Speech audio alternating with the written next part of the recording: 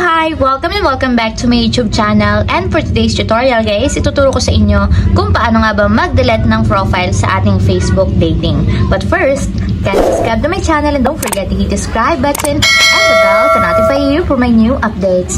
And once you learn more, just keep on watching and let's start. So ayan guys, for today's video, i-open lang natin ang ating Facebook application.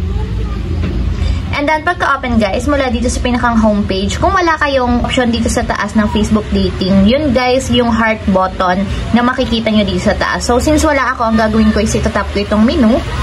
And dito guys, pwede nyo makita yung dating option. So, tap lang natin yung dating para mabuksan natin yung ating dating.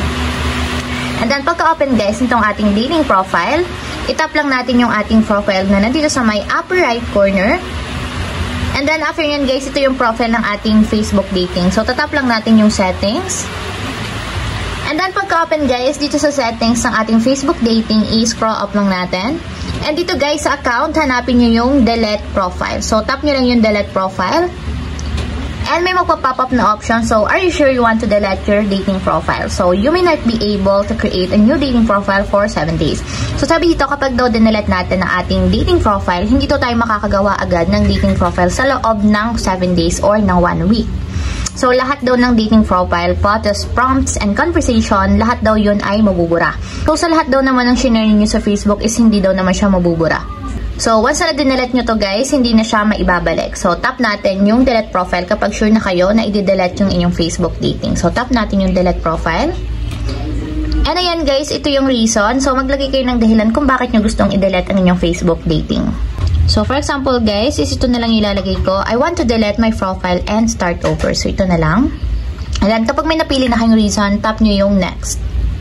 And lagay nyo din yung reason kung bakit gusto nyo i-delete yung profile ninyo and magsimula kayo ng bago. So, for example is, I want to change my dating location. So, piliin natin. Then, after nyan, tap ulit natin yung next. And then, after nyan guys, tap ulit natin yung delete profile para ma-confirm. And ito guys, may option naman siya kung gusto nyo i-save yung inyong profile, kung gusto nyo ulit sumali sa Facebook dating. So, depende sa inyo kung gusto nyo i-save or hindi. So, itatap ko na lang dito guys is don't save. So, para ma-delete talaga yung aking Facebook dating. And ayan guys, kung makita nyo, nagbalik na siya sa homepage. So, ibig sabihin, nag-delete na yung aking Facebook dating. So, ayun lang guys, ganun lang kasimple kung paano nga ba mag-delete ng profile sa ating Facebook dating. If you have a question, kindly comment down below and don't forget to hit the subscribe button and the bell to notify you for my new updates. And thank you for watching! Living life, every day, late at night, not okay.